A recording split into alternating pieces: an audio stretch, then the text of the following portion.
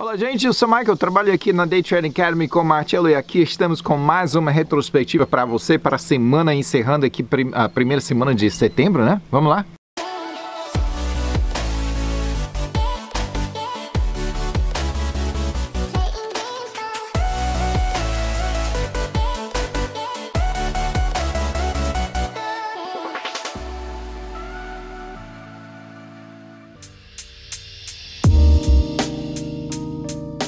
O mercado dos Estados Unidos tem sido o mercado de touro desde a recuperação da crise de 2008 e 2009, né? O mais comprido na história do país, com todo mundo cada vez mais pensando, legal, né? Mas será que pode durar para sempre? Não pode durar para sempre. Quando acontecerá a queda e pá! Covid, né? E todo mundo pensa, agora sim, agora tudo vai pro fundo, vai para a fossa, né? E a economia dos Estados Unidos entra oficialmente em recessão, né? Primeira vez em todo esse tempo, mais de 10 anos. Não é de se surpreender, todo mundo está sendo afetado assim, mas veja só os sinais fundamentais da economia. Há pontos de dificuldades, é claro, porém, apesar da Covid, muitos indicadores econômicos mostram saúde e otimismo. A Reserva Federal está tolerando inflação, mantendo os juros em níveis baixos. Operação Warp Speed do governo tem acelerado a um ritmo anteriormente inacreditável. O desenvolvimento de vacinas e tratamentos para a Covid está chegando muito mais rápido. Está dizendo que talvez até o fim do ano haja vacina já comprovada efetiva contra a Covid. As restrições de movimento tem até aumentado a demanda para tecnologia.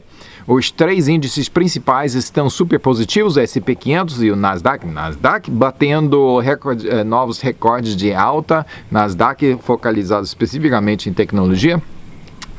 E o Dow está em paridade, pelo menos, né, com a sua alta no mercado de touro pré-Covid, enquanto no resto do mundo a recuperação tem sido mais lento, menos vigorosa. Gente, aconteceu uma prova de estresse nos mercados e o que mais poderia ter sido mais estressante, né, dessa Covid é para paralisar economias no mundo inteiro. Porém, ninguém pode negar que já estamos presenciando um novo mercado de touro. A questão é, você vai poder aproveitar ou não, né? Esta semana, segunda, terça, quarta, a subida continuava, né? Continuava consistentemente, novos ganhos.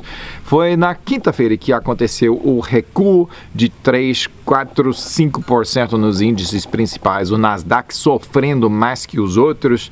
Normal uma queda dessas, né? Especialmente depois de tantos dias de subida, tantas semanas de subida, mas já foi o pior dia desde junho. Isso foi quinta-feira, né? Junho, gente. Esta foi uma queda normal que acontece de mês em mês, de 2 em 2 meses. É assim.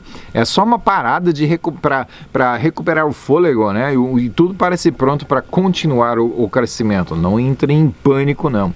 Sexta-feira, a queda quis continuar, né? Continuando aquele ímpeto que ganhou na quinta-feira. Porém, esse sentimento foi contrapesado por números de emprego significativamente melhores que era esperado nos Estados Unidos. Então, sexta-feira foi assim, deu resultados mistos. Ao final das contas, índices dos Estados Unidos encerraram a semana mais baixos, né? O Dow perdeu 1,9%, o S&P 500 2,4% negativo e o Nasdaq perdeu 3,4%. O Dow está só 1,4% abaixo agora do seu alto para 2020, certamente em território de paridade. E o Nasdaq, por mais que tenha perdido tanto esta semana, né, permanece mais de 26% positivo para o ano. Então, talvez estejam os investidores reconhecendo a euforia e dizendo, olha, tá meio super valorizado, vamos captar alguns desses ganhos, bancar e vamos recuperar para a próxima corrida. Bora lá? Mercados globais estão também mostrando recuperação continuada, porém há um ritmo mais lento do que a dos Estados Unidos. Investidores estão reconhecendo que ações de tecnologia que têm se beneficiado nos últimos meses talvez estejam supervalorizados e, consequentemente, ao primeiro sinal, eles vão ficar no bonde, né, até o primeiro sinal de parar um negócio, né, de ter algum problema. O primeiro sinal de fraqueza estão caindo fora, né, para esperar um preço mais em conta. Isso, claro, acelera a queda, mas aí vem a recuperação. É assim, é corrida e queda. E geralmente as corridas têm sido muito maior e avançando. Quantas vezes que nós vemos novo recorde, principalmente no SP500 e Nasdaq, né? Muitas ações de tecnologia têm base na Ásia, né? Que sentiu a correção de quinta e sexta-feira mais que as outras regiões, mas os mercados europeus perderam esta semana. Londres caiu mais que os outros, encerrando a semana 2,8% negativo. Então, todos esses negativos são, assim, um pouco grandes, mas não nada fora do comum. Espanha nadou contra a correnteza, até ganhando um tico mais de 2%. Parabéns, Espanha, nem sei o que está acontecendo por aí. Das Américas, quase todos os índices perderam. A Bolsa Mexicana perdeu 3,7%. Ui, mexicana. A Bovespa perdeu 0,9%. Menos de 1%. Nada demais. E foi unicamente a Colômbia que contrariou, ganhando 1,1%. Parabéns à Colômbia, que foi aberto aquele túnel, né, do porto. Qual é o porto, né? Esqueci agora.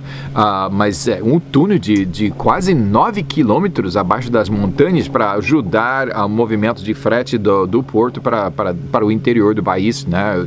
Tem que chegar a Bogotá, entendeu? Né? E os outros países do interior.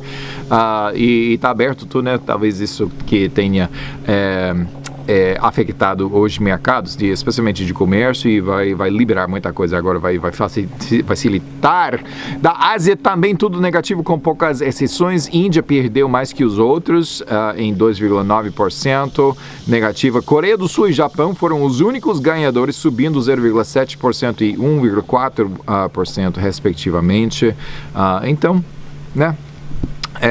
Nada muito ruim, nada muito legal. Vamos esperar semana que vem. Bitcoin mostra outra vez essa semana que não é um repositório confiável de valores, né? Caiu muito essa semana, 8,75%, quase $1.000 por moeda, né?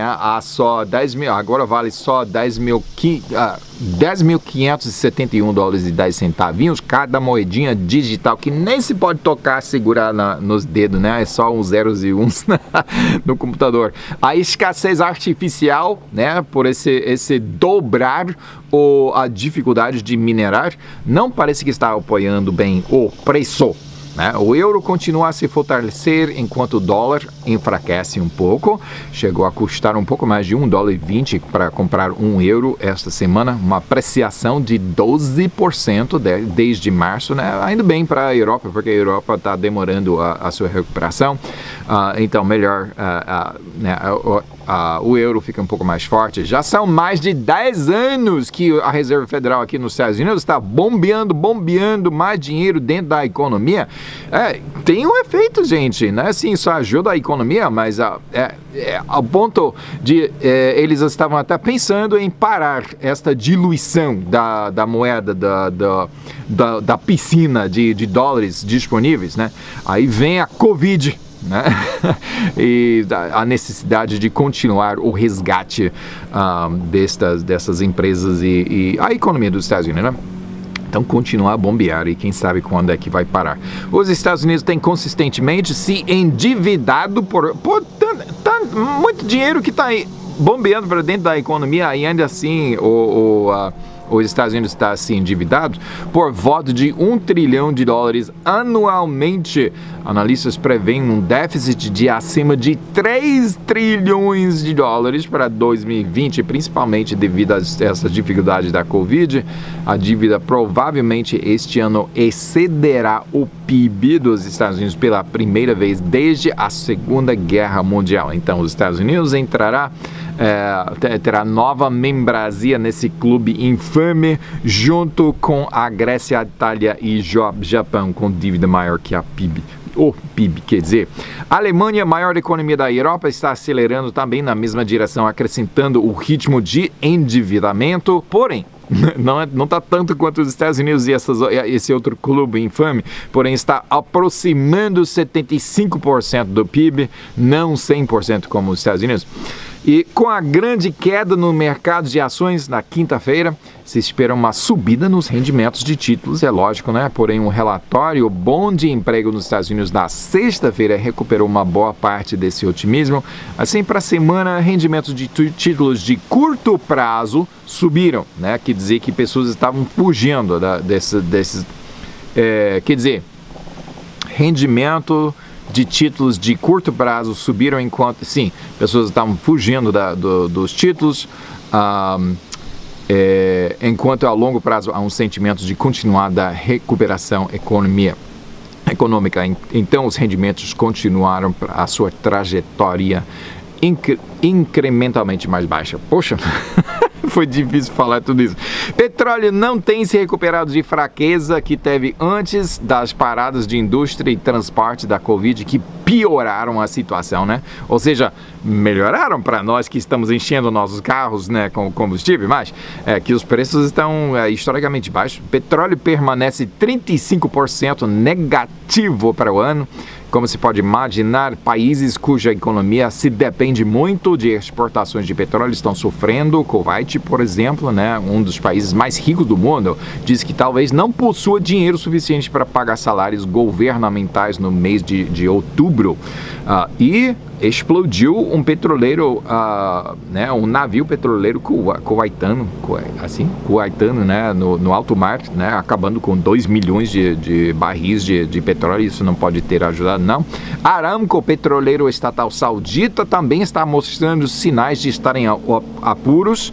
Maior empresa do mundo, só ultrapassado por Apple essa semana passada, precisa produzir mais petróleo para sobreviver, né? Porém, devido ao preço baixo do commodity, não consegue cumprir com todas as suas obrigações ou expandir. Aramco está abandonando negócios e vendendo ativos. Isso não é um sinal muito bom, não. Teve planos de expandir sua rede mundial de refinarias, porém agora esse plano está em dúvida. Todo mundo está ansiando a volta de demanda para petróleo depois da Covid, mas a Covid permanece como aquele hospedado de casa que nunca vai sair, né? Só na quinta-feira e sexta, petróleo perdeu 5% para ficar de volta abaixo de $40 por barril. Para a semana, petróleo perdeu muito. WTI encerrou 8% negativo para $39,77 por barril e Brent perdeu 5,6%, encerrando em $42,66. Metais preciosos ganharam com a queda em ações nos últimos dias da semana, porém, sobretudo, perderam para a semana, pois houve tanto otimismo no início da semana. Ouro acabou perdendo 1,6%, encerrando em $1.935 por onça, e prata perdeu 2% para pouco mais de $27 por onça. O comício do partido do presidente Trump foi muito otimista, muito patriotismo, muita inclusão de todas as raças, muito contrário à propaganda da oposição que o Partido Republicano é racista dos seus alicerces, mas na verdade não.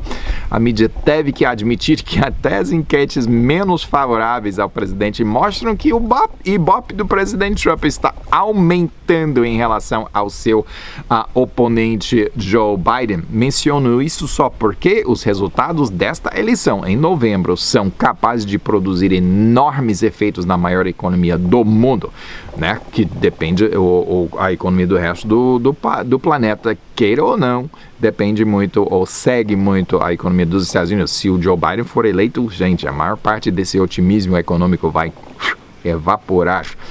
A Índia é uma das grandes economias, quinta maior do mundo, mais afetada pela Covid, um encolhimento de 24% em comparação com o mesmo período em 2019. Situação de emprego na Colômbia está muito precária e também o desemprego está em 20,2%, que é quase um dobro da taxa anterior.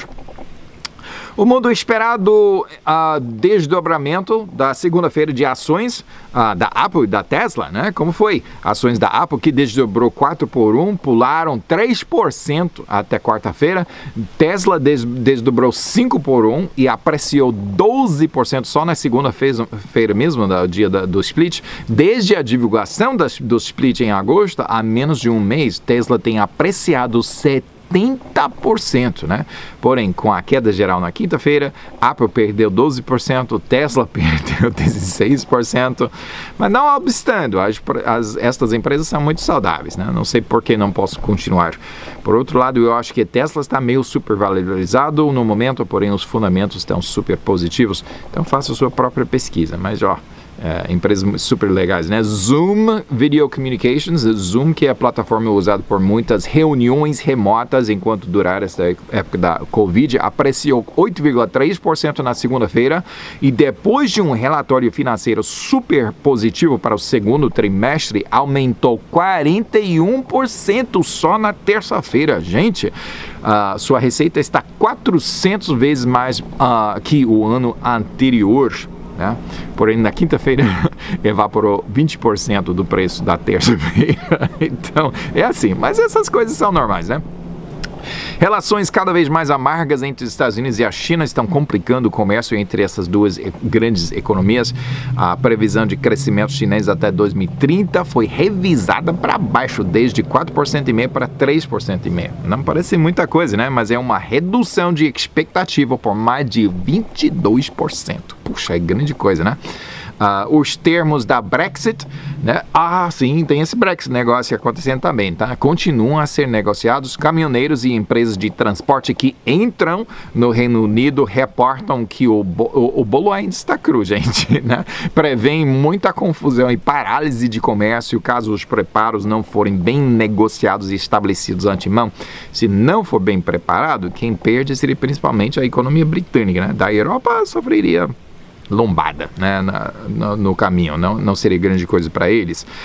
Está aparecendo mais e mais que Alexei Navalny, o crítico russo da administração perpétua Putin, foi envenenado mesmo. Claro que o governo russo nega envolvimento, mas veja só, esse acontecimento pequeno, né, no início pode chegar a ter repercussões internacionais. Veja só, Navalny agora está internado na Alemanha, né, país amigável a ele, tentando se recuperar desse envenenamento. Agora, Angela Merkel da Alemanha agora está sob muita pressão de cancelar o projeto de construção de um gasoduto russo fornecendo gás natural a toda a Europa. Só que esse projeto já está 90% completado, né? E se ela parar agora, poxa, seria muito... Imagine a Europa com dependência na Rússia, que pode simplesmente um dia do inverno fechar a válvula e todo mundo tem aquecimento em casa e tem a gás natural que movimenta a indústria, né? A Rússia, relações ruins com a Rússia pode paralisar o continente inteiro, né? E então, por isso que vários países, os Estados Unidos estão dizendo, diversifique-se. Se a Rússia fosse totalmente amigável, tudo bem, mas olha, veja só a agressão. Rússia na Síria, na Turquia, na Bielorrússia, nos Estados Bálticos.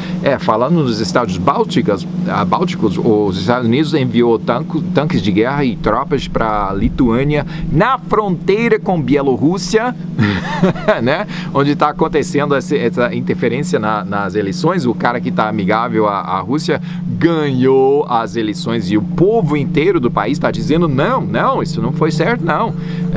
Né?